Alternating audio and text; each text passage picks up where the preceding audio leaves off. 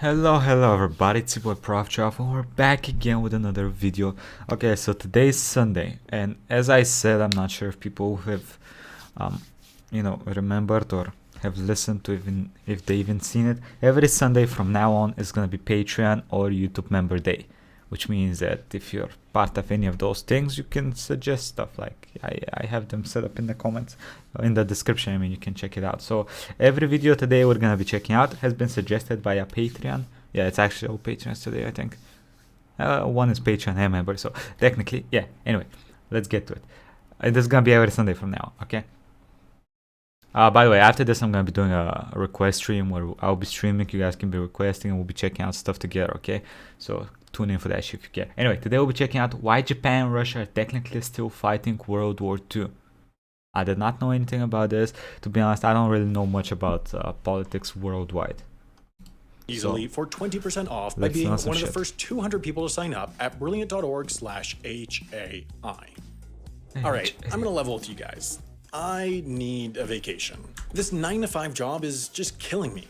Every day, it's the same routine. I wake up, put on my YouTube suit, drive down to the YouTube office, and sit in my YouTube cubicle for another 8 agonizing hours right next to that awful Wendover Productions guy. He spends all day talking about Boeing this and Brilliant that. I mean, come on, does that guy ever shut up? Fortunately, I found some cheap tickets to a nice secluded vacation spot, Shikotan Island, right off the coast of Japan. Now, it might seem like there's not a lot to do in Shikotan, since there are only 2 nearly abandoned villages there, one of which was destroyed in an earthquake and the other of which has a name that loosely translates to Crab Factory. But don't worry, I have a very tight itinerary. As soon as I wake up, I'm going to really abandon. Now, probably should have said this earlier. I think this is where the Date clan starts off in Shogun 2 Total War, which is pretty cool. I like those guys. Seem like there's not a lot to do in Shikotan, since there are only 2 nearly abandoned villages there, one of which was destroyed in an earthquake and the other of which has a name that loosely translates to Crab Factory. But don't worry, I have a very tight itinerary. As soon as I wake up, I'm going to have a big leisurely breakfast at the only restaurant on the island, which it turns out isn't really a restaurant and is more of a bar for Russian soldiers. Then, after enjoying my nice morning bowl of cereal, and yes, I poured the vodka before the cereal, I'm going to head over to the island's single tourist attraction, this rusted tank. After drunkenly staring at the tank for a few hours, the temperature will have hopefully risen above freezing, and I can make my way past the giant piles of scrap metal that litter the entire island to take a nice refreshing dip in Cape Kreisveta, which, if it didn't already sound inviting enough, translates to Edge of the World. Okay, look, it's not the most luxurious thing uninviting enough. Sveta is world in Bulgarian as well. Kraj is end. Kreisveta. Okay, I got you. I thought it was Japanese, so I was like, wait, the way this sounds out Edge of the World. Okay, look, it's not the most luxurious vacation spot ever, but this island's gotta have something going for it. I mean, after all, it is the reason that Japan— What do you mean? You did say there's vodka there, right? What more do you need for a war? and Russia are technically still at war. Yeah, that's right. World War II never actually ended. At least between Japan and Russia. Wait, they never signed a fucking treaty? Explain exactly why, we first need a little history lesson. Okay. The year was 1889.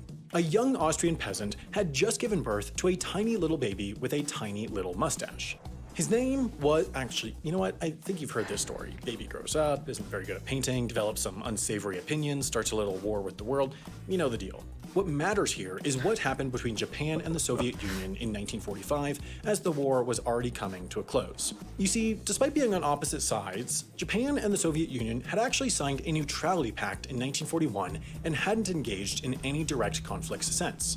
Japan was hoping to use the Soviet Union as a mediator to negotiate a cushy conditional surrender with the Allied powers when Hitler finally got around to assassinating Hitler. The US, not wanting their shiny new bomb to go to waste, took the Soviets aside in 1945. US, not wanting their shiny new bomb— I still can't believe this is not a fake. When the name, I mean, to waste, took the Soviets aside in 1945 and said, hey, look, if you declare war on Japan, you can have that little string of the Kuril Islands after the war is over, as a treat. The Soviet Union, feeling a little cramped in their 8.6 million square miles of bears and trees and natural vodka waterfalls, said, yes, we definitely— Natural vodka waterfalls. Nah, they wish.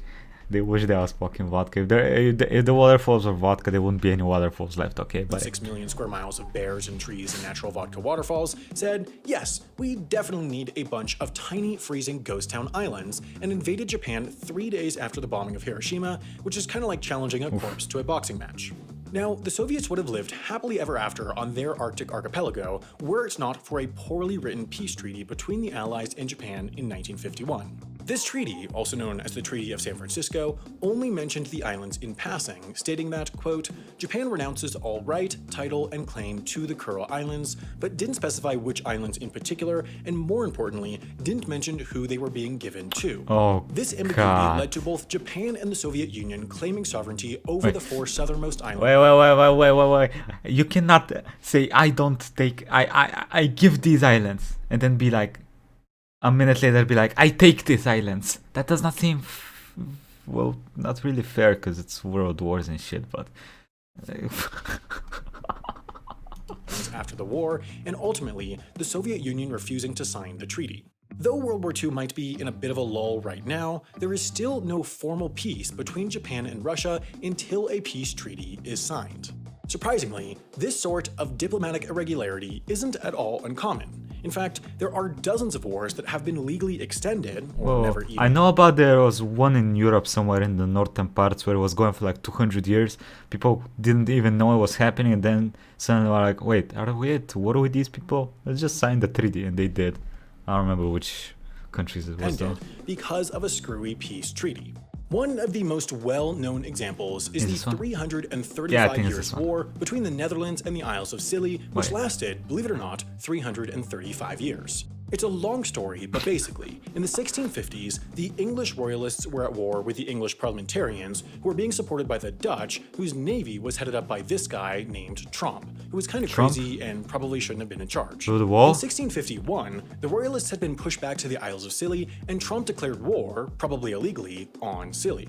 When the Dutch and the Commonwealth of England signed a peace treaty in 1654, they completely forgot that the Dutch had declared war on Scilly at all, and so it was never mentioned. They remained, technically, in a state of war until 1986, when a historian realized what was going on and very nobly encouraged a peace treaty instead of traveling over to the Netherlands with a bunch of hand grenades.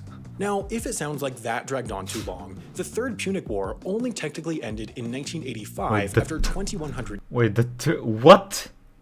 I was like, wait, Third Punic War? That's Rome times. What? With a bunch of hand grenades. Now, if it sounds like that dragged on too long, the Third Punic War only technically ended in 1985 after 2100 years, and the Peloponnesian War, which started in 431 BC, only got a formal peace treaty in 1996, probably because the Athenians and Spartans had just gotten their hands on Mario Kart 64 and realized that there are simpler ways to degrade your neighbors than war. Of course, if you find yourself engaged in a 2,000-year war with your neighbors, you'll need some big technological advancements to... He didn't say anything about the islands though. Okay, I thought he was gonna go back to the islands. Why do they want the islands? Is it just like a political show of strength thing? Do the islands have minerals? Do they have gold? Do they have something? Or is it nothing? Why? Why islands? To get the upper hand. What better way to get started than by signing up for Brilliant? Brilliant is a STEM learning platform with fun and engaging daily challenges and courses to help you learn concepts in math, science, and computer science. It's a great low-commitment way to keep your brain from turning into mush during quarantine and will allow you to get ahead while everyone's still rewatching The Office for the 7th time. For me, it's helped me learn super complex topics that I've never... I gotta be honest with you, I've watched The Office. It's good. I just didn't enjoy it that much. What I've rewatched a shit ton of times as a short comedy things, 2.5 Men. All the seasons with Charlie Sheen. I've watched that.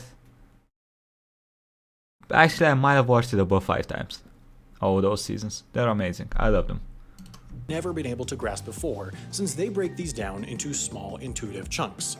Best of all, if you're one of the first 200 people to sign up at brilliant.org/HAI, you'll get 20% off a premium subscription. HAI sounds like an STD a little bit, but... Okay, well... So, they're fighting over the islands. I did not understand. Well, he didn't mention anything, so I just assumed the islands are shit. He did say they were like very cold. Makes sense. In the northern part of Japan, it's pretty cold there. But he didn't mention if they had any resources, so I assume, and there is no like... One of them was called Crab Island. Maybe fishing's good there. There is water. Anyway, quick thank you to the Patreons members. As I said, everything today is suggested by Patreons and members. Okay. Pedro Martinez Kamensko, Units Asterix, Fuse Chicken, 53, Senior Hilton, Lemonemon, Aikma, Dasher, Ronick, Nala, James Bizonet, Ryuga, Hideki 25, Malcolm Muzio, Nicole Girgiev, Shadi, Leroy, and Olivia. Thank you all for the support. Bye bye. Bye bye. Bye bye.